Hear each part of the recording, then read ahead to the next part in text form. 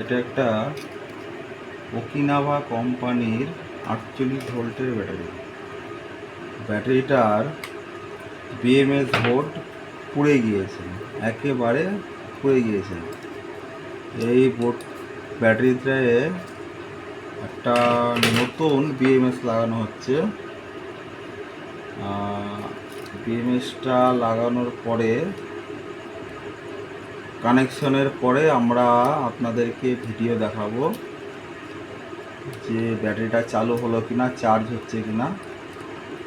এই যে একটা বিএমএস আলাদা, জেবিডি কোম্পানির বিএমএস, ভালো বিএমএস।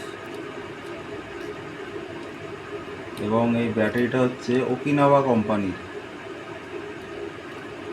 ওকিনাভা কোম্পানির যে স্কুটি আছে সেই কোম্পানির 48 ভোল্টের ব্যাটারি।